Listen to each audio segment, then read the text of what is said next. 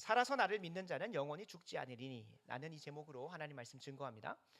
믿음은 바라는 것들의 실상이요 보이지 않는 것들의 증거입니다. 히브리서 11장 1절이 이렇게 선포하며 시작합니다. 믿음은 바라는 것들의 실상이고 보이지 않는 것들의 증거다. 여기서 이 앞부분을 떼와서 믿음은 바라는 것의 실상을 경험하게 해준다는 것입니다. 믿음은 바라는 것, 내가 소망하는 것, 내가 기대하는 것을 그 실상, 그 실체를 경험하게 해준다는 거예요. 이것이 믿음이 가지고 있는 기능입니다. 기능. 믿음이 가지고 있는 기능이에요.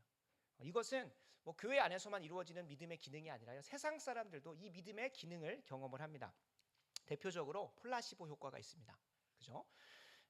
단순한 종합 비타민인데도 그것이 치료제라고 믿는 그 순간, 그것은 아무런 능력이 없는데도 그 허상인데도 그것이 실상으로 바뀌어지는 놀라운 역사가 이 플라시보를 통해 일어납니다.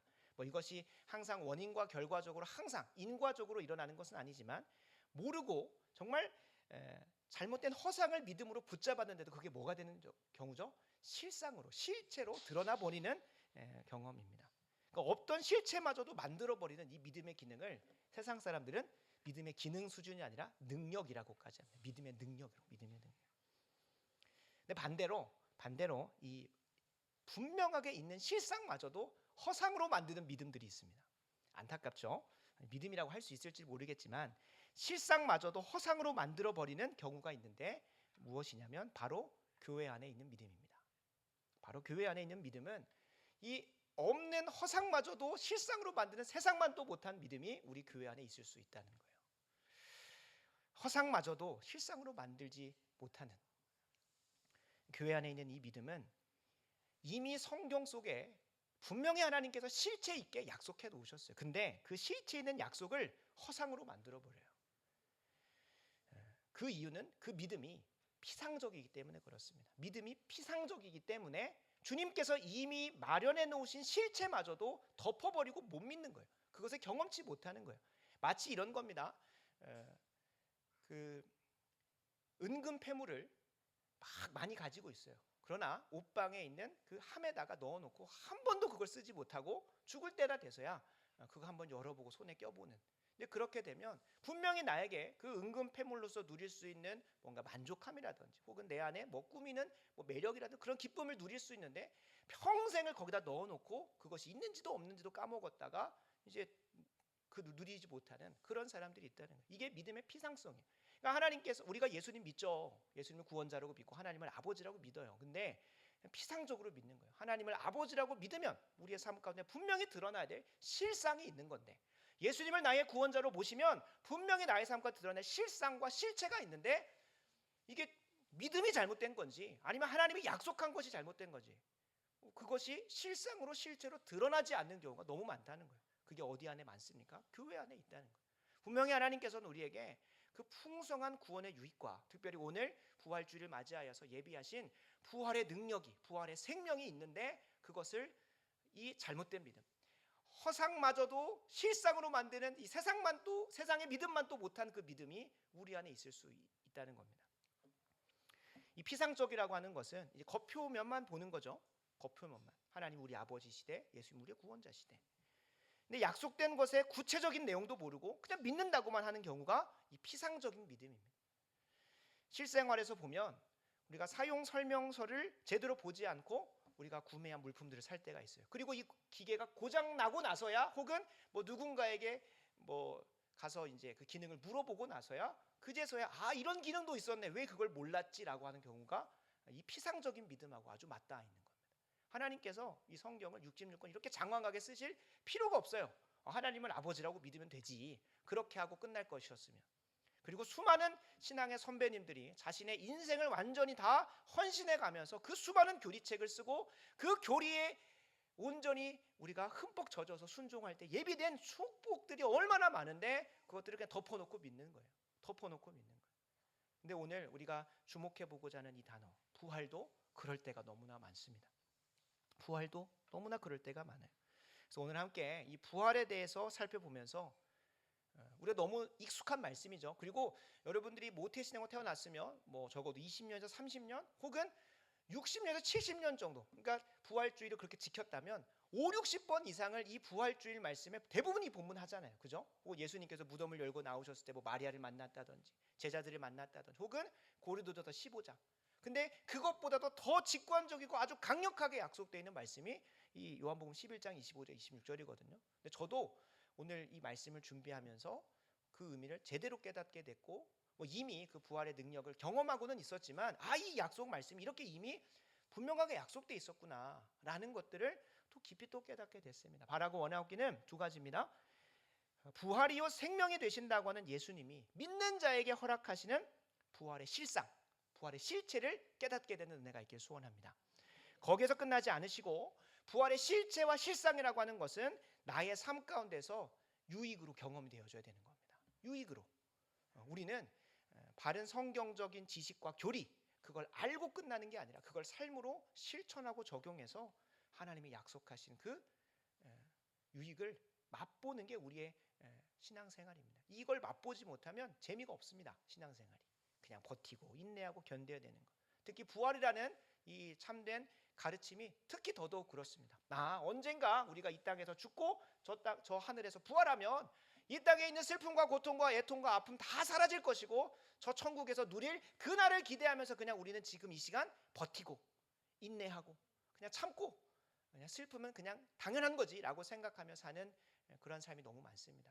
그래서 오늘 이 부활에 대해서 참되게 아셔서 정말로 믿음으로 그 부활을 경험하고 누리는 은혜가 우리에게 모두 열렸으면 좋겠습니다. 오늘 본문은 예수님이 약속하신 부활의 실체, 실상이 무엇인지 아주 강력하고 아주 명료하게 이야기하는 본문입니다. 본문의 배경은 나사로가 병들어 죽었습니다. 예수님의 친구이자 참 동역자였던 나사로가 병들어 죽고 예수님은 나사로를 찾아가서 그 죽음으로부터 다시 살리신 이제 부활이라는 표현보다도 조금 구분을 하겠습니다. 우리가 장차 예수님 다시 오셔서 누리게 되는 그 부활을 하고 이 나사로의 다시 살림을 받은 사건은 조금 구분이 돼야 됩니다. 그죠? 왜냐하면 나사로가 지금 살아 있습니까? 죽어 있어요. 그러니까 소생이라는 표현을 조금은 구분하겠습니다. 목사님 뭐 소생이 성경적 표현인가 그렇게 할 수 있는데 부활과 구분하기 위해서 저희가 좀 약속하는 용어라고 생각하시면 좋겠습니까? 다시 살리심 그냥 육신의 생명을 다시 살리심 정도로만 이 소생을 기억하셔서 들어가면 좋겠습니다. 그러니까 나사로가 병들어 죽었고 나사로가 예수님을 통해 소생케 된 사건이 오늘의 본문이라는 것입니다. 예수님은 나사로가 병이 들어서 죽을 것을 아셨습니다. 그럼에도 불구하고 오늘 우리가 다 읽진 않았지만 요한복음 11장 6절에 보면 하루 이틀 더 지체하시고 가게 되셨습니다. 뭐 그 당시에 바로 가셨으면 바로 병이 나았을 수 있겠습니다만 분명히 주님께서 11장 6절 이렇게 하셨습니다. 나사로가 병들었다함을 들으셨고 그 계시던 곳에 이틀을 더 유하십니다. 지금 당장 갔으면 뭐 고침 받았을 수 있겠죠. 그러나 그건 하나님의 플랜과 계획이 아니었어요. 의도적으로 지체하셨어요. 뭐 하시려고? 오늘 우리와 같이 부활에 대해서 제대로 모르고 있는 자들에게 깊은 깨달음과 또 그 참된 유익을 경험케 하시려고. 그것을 성경은 이렇게 표현합니다. 왜 주님께서 늦게 가셨는지 11장 4절 이렇게 이야기합니다. 예수께서 들으시고 이르시되, 그러니까 나사로가 병들었다는 걸 들으시고 이르시되 이 병은 죽을 병이 아니라 하나님의 영광을 위한 것이고 하나님의 아들이 이로 말미암아 영광을 받게 하려고 지체하셨고 일부러 나사로가 죽음 가운데 내던져지게 놔두셨다는 거예요. 그러니까 주님께서 지체하신 이유와 의도가 있는 거예요. 그러나 나사로가 죽지 않기를 바랬고 원했던 마르다나 마리아는 주님이 제때 왔으면 우리의 오라버니인 나사로, 우리의 형제인 나사로가 죽지 않았을 것이라고 예수님을 비난해요. 주님의 뜻은 관심도 없고 하나님의 영광은 관심도 없고 우리가 그럴 때가 종종 있는데 오늘 이 마르다와 마리아의 그 대화 속에서 우리를 좀 투영해서 바라보시면 좋겠습니다. 왜냐하면 예수님은 어떤 영광을 받으시기 위해서 이렇게 의도적으로 하셨는지가 분명히 드러나기 때문에 그렇습니다. 이 사건을 통해서 예수님께서 드러내 주시고자 했었던 것이 있다면 생명의 주권자가 하나님이라는 것을 보여주시고 하셨어요.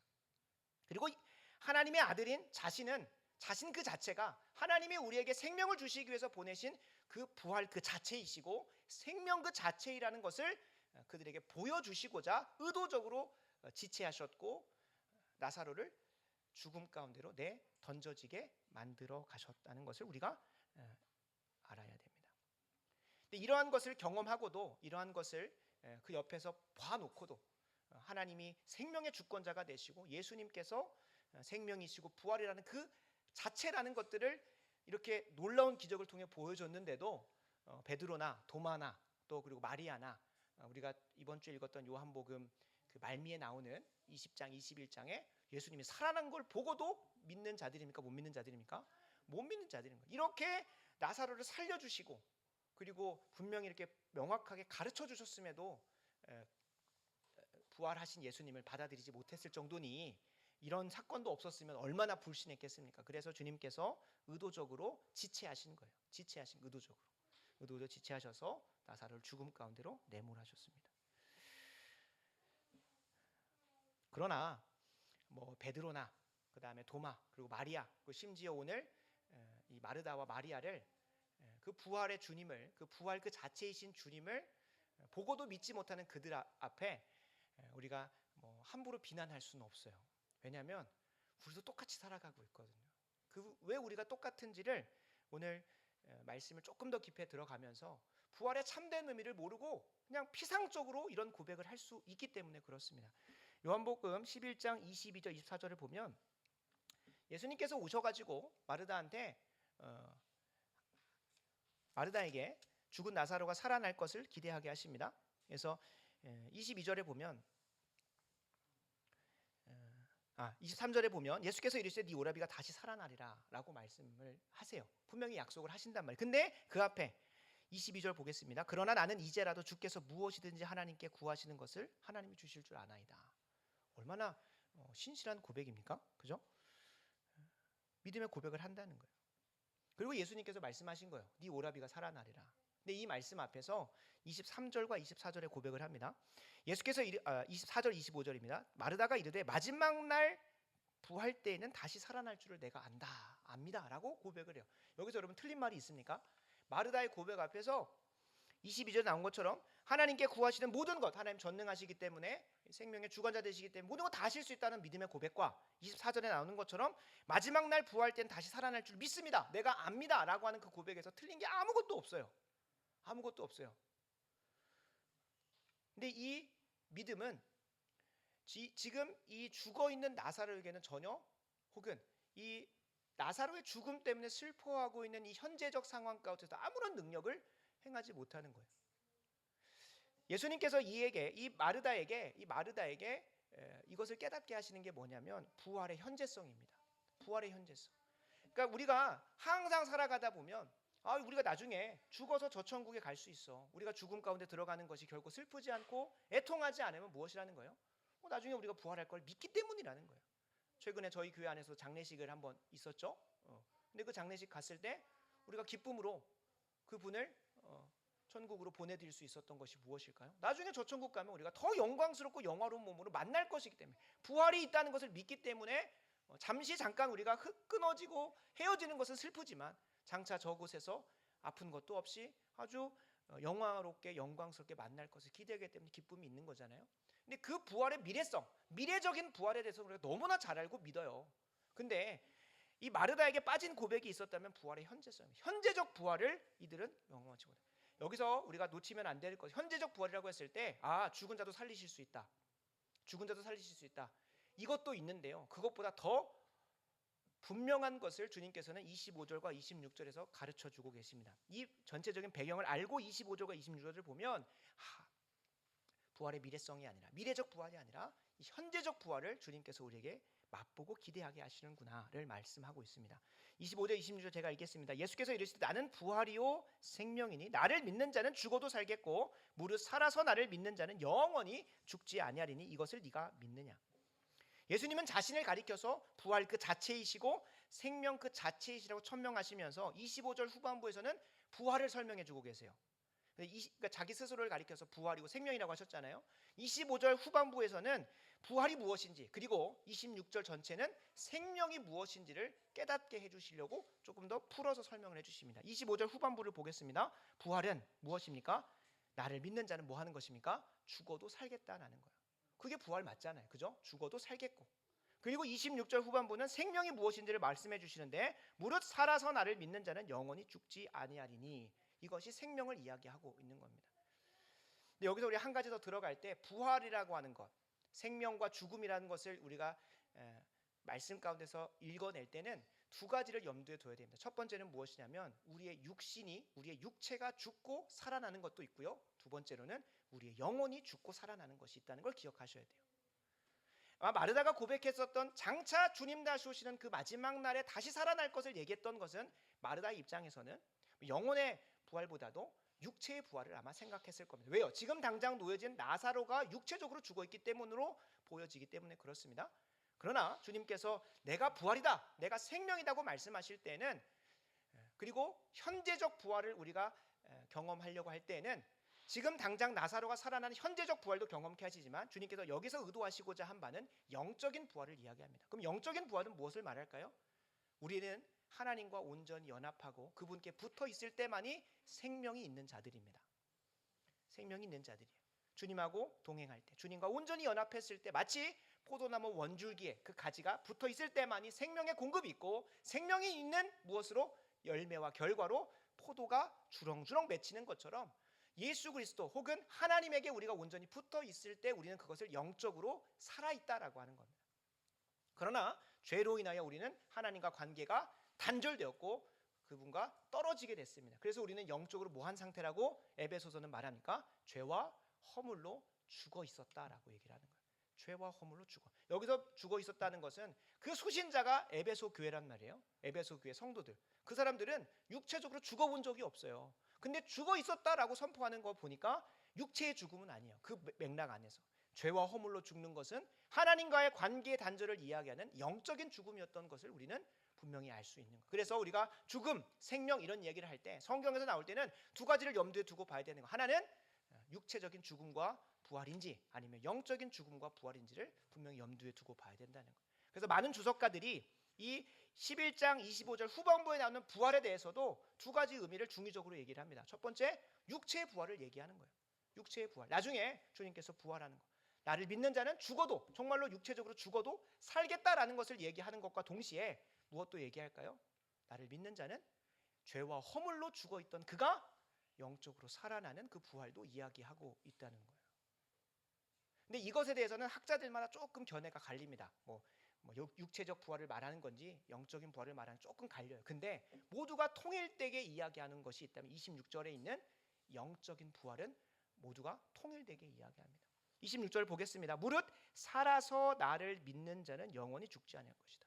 아니, 앞에 거 동어 반복 아니냐라고 물을 수 있습니다. 그러나 살아서라고 하는 것을 의도적으로 요한을 통해서 삽입하셨다는 것을 우리가 기억할 필요가 있습니다. 앞에 내용은 별반 다를 게 없어요. 나를 믿는 자는 죽어도 살겠고 나를 믿는 자는 영원히 죽지 않을. 이게 뭐 별반 없는 차이가 없는 것처럼 보이잖아요. 근데 살아서라는 것과 그리고 나를 믿는 자 영원히 죽지 않을 것은 영생, 생명에 대한 이야기들을 하는 이 본문은 영적인 죽음에 대해서 살아난 자, 다른 말로 하면 거듭나고 중생을 경험한 자, 그리고 요한계시록의 표현에 따르면 첫째 부활을 경험한 자, 죄와 허물로 죽었던 자가 영적으로 살아나서 하나님과 뭐한 사람? 연합하고 교제하고 동행하고 함께하게 된 자는 뭐 한다고 합니까? 영원히 죽지 않을 것이래요.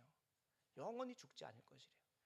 무릇 영적으로 살아서 첫째 부활을 경험한 자로서 거듭난 자로서 중생한 자로서 나를 믿는 자는 뭐 하게 됩니까? 영원히 죽지 않는 것. 여기서 영원히 죽지 않는 것도 무엇을 얘기할까요? 육체적 죽음일까요? 아니요. 여러분 우리의 역사를 보면 신실하게 주님을 믿었던 신앙의 선배들도 육체적 죽음을 경험했어요. 그럼 이것의 반론일까요? 아니요. 여기서는 이 앞에 살아있는 것도 뒤에 영원히 죽지 않는다는 것도 하나님과의 영적인 관계, 영적인 생명을 말하는 겁니다. 영적으로 살아있는 자, 그래서 믿는 자는 이 땅에서도 영원히 죽지 않을 것이고 영생을 맛본다. 그래서 우리가 성경을 볼 때 기본적으로 주님께서 우리에게 약속하시는 영생은 육체의 연한이 무한정 길어지는 것도 맞는데 더 하나님께서 우리에게 주시는 축복은 뭘까요?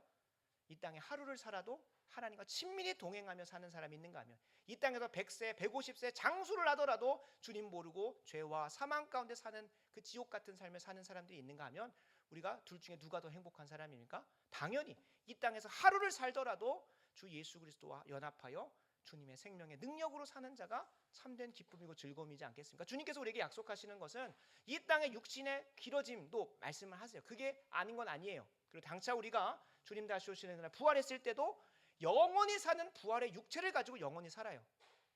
그건 분명히 약속을 하고 있습니다. 그러나 이 본문 26절은 우리가 영적으로 살아난 자들이 다시는 하나님과 관계가 끊어져서 그 생명으로부터 벗어난 그런 죽음의 상태로 가지 않을 것이다라는 것을 약속하고 있습니다. 그래서 우리가 성경을 볼 때 영생은 하나님과의 관계의 회복과 그 회복으로 말미암는 그 능력의 삶을 영생이라고 보는 것이 성경 전체를 보는 일관적인 해석입니다. 정리합니다.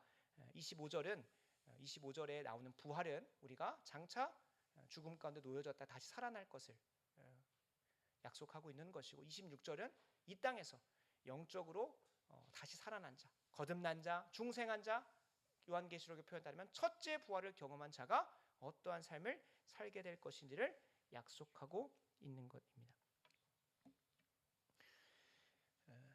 우리가 이 영생을 이 땅 가운데서 누린다는 것을 주님께서는 요한복음 15장의 포도나무 비유를 통해 분명히 우리에게 보여주십니다. 우리가 믿음으로 말미암아 예수 그리스도와 연합한 자들은 이제 더 이상 마치 이 나무 줄기가 그 원조기로부터 뿌리로부터 뽑혀져서 그냥 죽어가고 있는 상태로는 지금 당장 우리가 살아있는 것처럼 보이죠. 뭔가 지혜롭고 능력 있게 사는 것처럼 보이지만 필경은 죽음의 자리로 가게 되는 거예요. 그러나 우리가 예수님과 온전히 연합한 자들은 어떠한 삶을 살아갑니까? 예수님의 지혜가 내 지혜가 되고, 예수님의 능력이 내 능력이 되고, 예수님의 거룩함이 내 거룩함이 되고, 예수님의 사랑이 내 사랑이 되어서 그분의 능력과 힘과 지혜와 사랑으로 누군가를 섬기고 사랑하고 살아가는 그런 삶을 살아가게 되는 것, 그것이 우리가 이 땅에서 무릇 살아서 나를 믿는 자는 영원히 죽지 아니할 것이라는 약속에 담겨진 참된 의미라는 거예요. 그래서 우리가 부활을 기억할 때 이 마르다는 예수님 앞에서 장차 우리가 육체적으로 죽었다가 살아날 걸 믿습니다 정도로 미래적 개념만 얘기를 했어요. 그러나 주님께서는 우리에게 분명히 깨닫게 하시고자 했던 게 뭡니까? 지금 현재적 부활, 지금 영적으로 살아난 자, 주 안에서 거듭나고 주 안에서 새로운 생명을 가진 자들이 어떠한 삶을 살 것인지를 주님께서 약속하시는 거예요. 이 말을 했는데도 어떻게 깨닫습니까? 27절에 보면 이르되 주여 그러하외다. 내가 그거 믿는다는 거예요. 주는 그리스도시요 세상에 오시는 하나님의 아들이신 줄 내가 믿나이다 라고 하면서 그냥 무슨 말인지 이해도 못했는데 주님 맞습니다, 그게 맞습니다 라고 하는 거예요. 마치 예수님이 12제자와 함께 3년 반 동안 공생의 시간을 보내면서 아무리 많은 말씀을 해도 제자들은 결국에 뭐 하는 겁니까?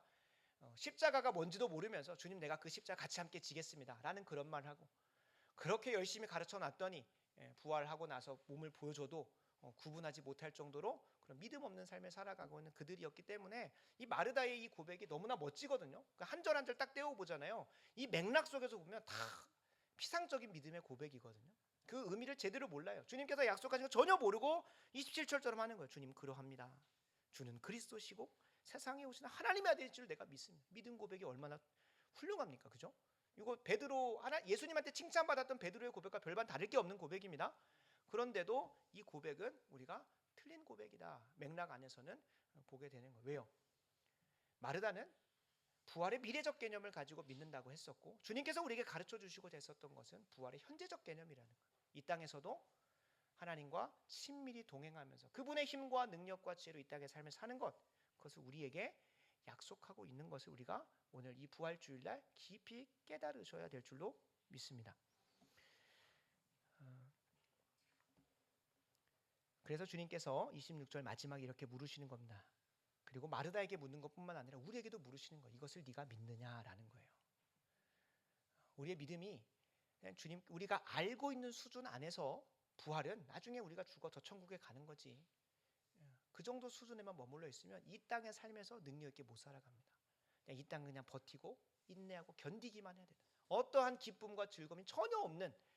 그런데 뭐 사도 바울이 쓴 여러 서신서들을 보면 사도 바울이 얼마나 기뻤는지, 얼마나 즐거움 가운데 사역했는지, 이 땅에서 고난과 핍박과 어려움이 없는 것은 아니지만 그것을 뛰어넘는 기쁨과 즐거움과 감사와 만족이 있었으니까, 거짓말이 아니라고 한다면 계속 등장을 하잖아요. 저희가 지금 사도행전이 끝나고 계속해서 이어서 로마서, 고린도전서 계속 읽어가죠. 고린도 전후서를 제외하고선 대부분 사도 바울이 편지 초반부에 기쁨과 즐거움과 감사와 이런 찬양과 그런 은혜에 가득한 고백들을 담아낸단 말이에요. 그게 거짓말이 아닐지, 성경이 거짓말이 아니니까요. 사도 바울의 그 고백이 나올 수 있는 것은 부활의 미래적 개념을 가지고 나는 버텨야지, 그것 가지고는 못 삽니다, 여러분. 정말로 이 부활의 현재적 개념을 우리가 믿음으로 붙든다면 마르다와 같이 안 돼요. 근데 이 마르다의 고백이 뭐 하니까 피상적이니까 주님께서는 이제 보여줘야겠다라고 하시고, 이미 이것도 아셨겠죠. 우리의 그 믿음 없음을 아시고 피상적인 믿음을 아시고 실체 있게 보여주시는 거예요. 죽어도 사는 것이 무엇인지를. 이 육체적 부활을 통해서 영적 부활이 있음을 깊이 깨닫게 하시려고, 그리고 그것이 죽어서 나중에 저 천국의 미래적 개념으로 일어나는 부활이 아니라 지금 우리의 부활이, 이 현재적 부활이 일어날 수 있다는 사실을 보여주시고자 나사로를 지금 그 자리에서 살리시는 거예요. 그래서 이 나는 부활이요 생명이니라고 하는 이 고백은 예수님 부활이시, 예수님 생명이시지, 그런 고백으로 끝날 게 아닙니다. 이게 정말로 가슴 설레이고 가슴 두근두근거리면서 주님께서 나에게 베푸시는 부활의 능력이 무엇일지를 기대케 되는 자리로 나아갈 수밖에 없습니다. 요한복음 11장 40절에 이렇게 말씀하십니다. 예수께서 이르시되 내 말이 네가 믿으면 하나님의 영광을 보리라 하지 않느냐. 그 부활의 영광을 주님께서는 나사로의 육체적 부활을 통해서 우리에게도 가르쳐 주십니다. 무엇이라고? 지금 당장 우리 안에서 일어날 수 있는 부활의 능력이 있다는 거예요. 그래서 이 부활의 능력을 우리가 기대하시고 소망하셨으면 좋겠습니다.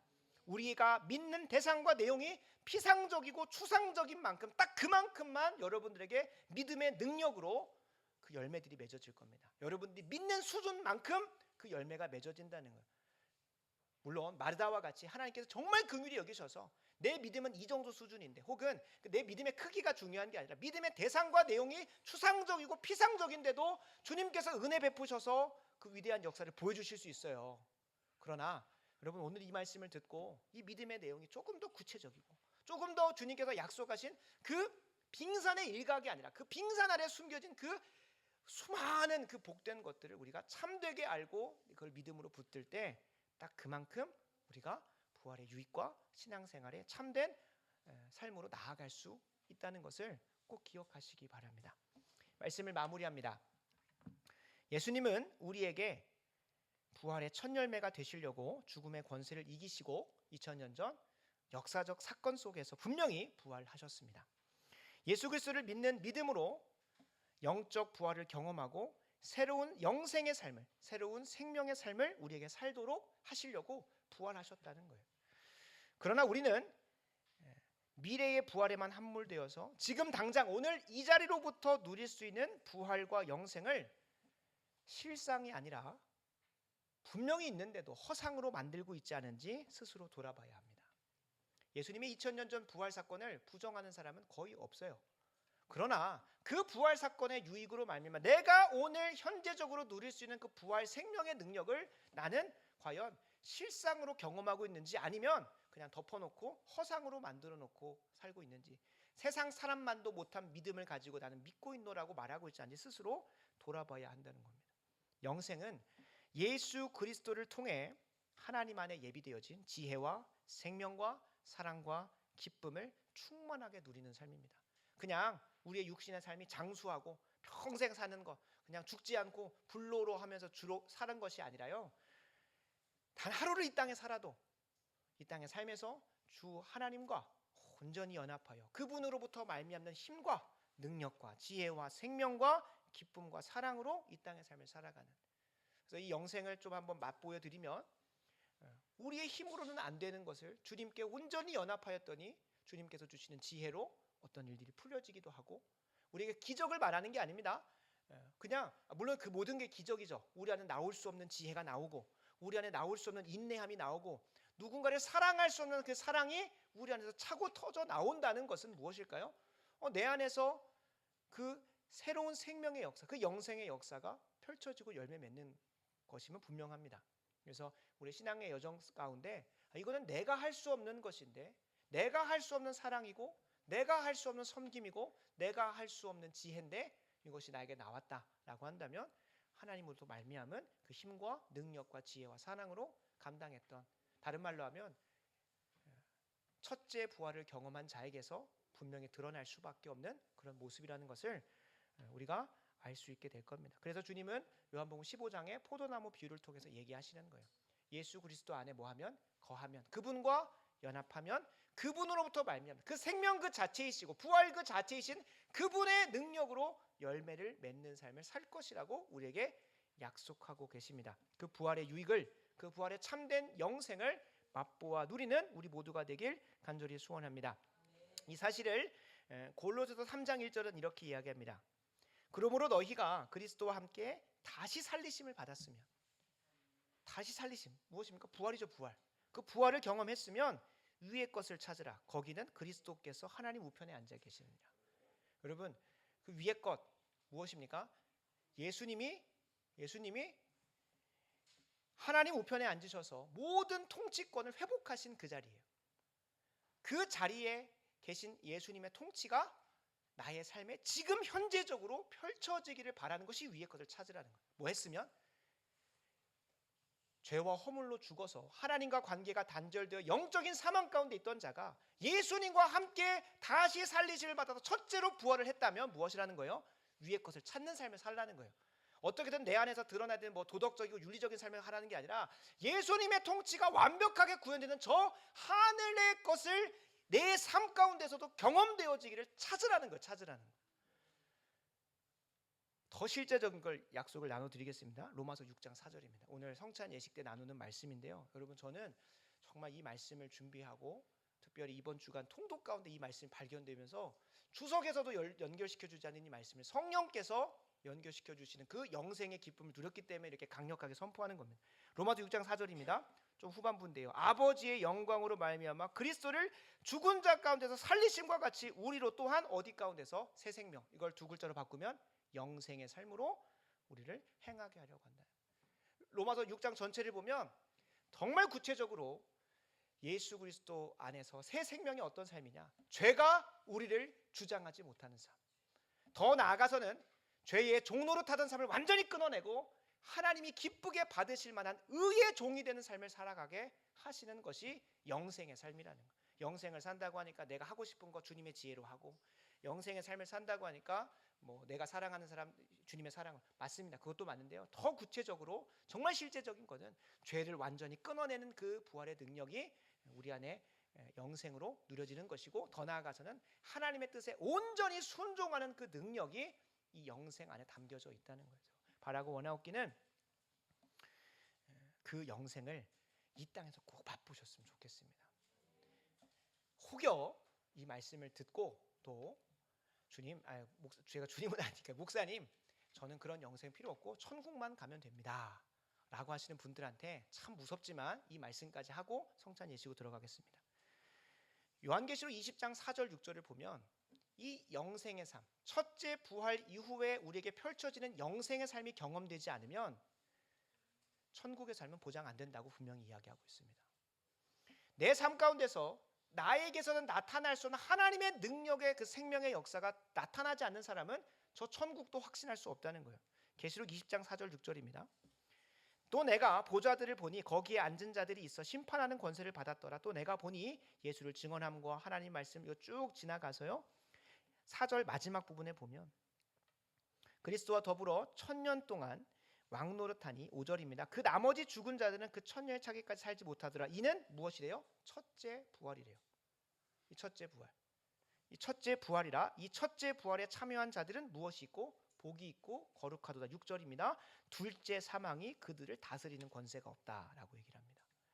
이 땅에서 1000년 동안 이 땅에서 교회 시대 가운데 이 천년에 대해서 해석은 저희는 무천년설을 따지는데 무천년설에 대한 해석은 나중에 해드리겠습니다만, 어찌됐든 이 땅의 삶에서 예수 그리스도와 온전히 연합하여 6절 나오는 것처럼 그리스도의 제사장이 되어 1000년 동안 그리스도와 더불어 왕노릇하는 삶, 다른 말로 하면 내 힘과 내 능력이 아니라 예수 그리스도로부터 발면 새 생명으로 이 땅에서 왕노릇하면서 주님 뜻대로 사는 그 삶을 산 자들, 내 안에서 나올 수 없는 죄와 허물로 죽었던 자들에게는 결코 발견될 수 없는 그 영생의 능력을 경험한 자만이 뭐 한다는 거예요? 둘째 사망. 둘째 사망은 저 지옥의 삶을 이야기합니다. 히브리서 9장 27절에 나오는 것처럼 한 번 죽는 것은 우리에게 정해진 것이고 그 이후에는 심판이 있고 형벌이 있으리니 그 형벌, 그 지옥의 삶. 여기서 사망은 무엇일까요? 둘째 사망은 하나님과 관계가 영원히 단절되어진 그 지옥의 삶이 그들을 주관치 못한다는 거예요. 둘째 사망이 그들을 주관치 못하는데 뭐 한 사람이? 첫째 부활을 경험한 자는 둘째 사망이, 저 지옥의 권세가 우리를 주관치 못한다는 거예요. 그것을 우리가 믿느냐라고 주님께서 물으시는 거예요. 그러니까 우리가 그럴 때가 있어요. 저는 이 땅에서는 그냥 열심히 그냥 이 정도만 살고 갈래요. 아니요, 여러분, 내 안에 첫째 부활로 말미암는 영생의 삶이 경험되고 있는지를 확인해야 저 둘째 사망의 권세가 엄습해오는 그 마지막 날에 우리가 기쁨으로 천국으로 들어갈 수 있다는 걸 확신할 수가 있는 거예요. 그냥 첫째 부활을 나는 그냥 둘째 부활이라는 말은 없습니다, 실제로. 그러나 이제 둘째 사망이 나는 피해갈 거야라고 하는 것은 여러분 근거 없는 믿음이에요. 근거 없는 믿음. 나에게서 첫째 부활로 말미암는 첫째 부활 이후에 무릇 다시 살아서 이 땅 가운데서 영원히 죽지 않은 그 영생의 삶을 맛보지 않은 사람이 둘째 사망의 권세가 나에게는 오지 않을 거야, 난 천국 갈 수 있어라고 확신하는 것은 절대적으로 근거 없는 믿음이에요. 그래서 바라고 원하옵기는 오늘 이 부활주일, 이 부활의 약속을 여러분 나의 삶 가운데서 경험되어지기를 소원하셨으면 좋겠습니다. 그래서 두 가지 적용하면, 첫 번째, 나에게 첫째 부활이 경험되어지지 않고 있다, 혹은 첫째 부활을 경험한 이후에 영생의 삶이 없다, 그러면 그 영생의 삶을 경험케 되기를 소원하셨으면 좋겠어요. 그게 진짜 저 천국의 삶을 준비하는 진짜 삶이에요. 두 번째, 이미 첫째 부활을 경험했지만 영생의 삶을 누리지 못하고 있는 자들은 그 부활 생명의 능력이 내 삶 가운데 경험될 수 있게 달라고. 이게 앞에 거하고 좀 구분이 됩니다. 첫째 부활 자체도 경험치 못한 사람은 주님, 나를 죄와 허물로 죽은 자 가운데서 살려주시옵소서라고 기도하는 것이고, 이미 첫째 부활을 경험한 건 분명해요. 그러나 우리의 삶 가운데서 마치 하나님과 단절된 것 같은, 그 부활의 생명의 능력이 나의 삶 가운데 역사하지 않는 것 같은 그런 삶 가운데 뭘 기도해야겠습니까? 첫째 부활을 이미 경험한 사람들은 다시 예수님과 온전히 연합하든, 에베소 표현에 따르면 성령으로 충만함을 받는, 예수님과 온전히 연합하여 그분의 능력으로 이 땅의 삶을 살아가는 것을 기도하시고 기대하셔야 되는 겁니다. 그래서 오늘 주님께서 말씀하신 것처럼 예수님을 믿는 자는 죽어도 산다고 합니다. 그러나 더 강력하게 우리에게 약속하시는 건 무릇 살아서 믿는 자는 영원히 죽지 아니할 것이라는 이 말씀을 분명하게 깨달으시고 나의 삶 가운데 적용하셔서 경험하시는, 그래서 적어도 우리 더 좋은 사람에게 속한 자들은 주님 저 그거 몰랐는데요 라고 하면서 둘째 사망을 마주하는 자가 아무도 없었으면 좋겠습니다. 모두가 첫째 부활을 확인하고 영생의 삶을 매일마다 경험하다가 저 천국에 이르게 되는 우리 모두가 되길, 그 부활의 참된 약속을 피상적인 믿음이 아니라 정말로 더 깊이 알고 우리의 삶에서 경험적으로 알게 되어 믿는 그 은혜가 우리 모두에게 열렸으면 좋겠습니다. 기도하겠습니다. 아버지 하나님, 감사합니다. 우리 일평생 주님 다시 오시는 그날까지 붙들고 살아갈 말씀을 허락해 주신 것 감사합니다. 부활이요 생명이 되시는 예수님의 약속을 깊이 깨닫게 하신 것도 감사하고, 이 땅에서도 부활의 능력을 기대하고 소망할 수 있게 하심에 감사드립니다. 예수님이 친히 약속하시는 그 부활의 능력대로 온전히 경험케 하여 주시고, 이제라도 예수 그리스도 안에 예비된 새로운 생명의 삶을 살아가게 하여 주시옵소서. 이어지는 성찬 가운데 부활과 생명을 실체 있게 경험하게 되기를 간절히 소원하오며 예수님의 이름으로 간절히 기도드리옵나이다. 아멘. 아멘.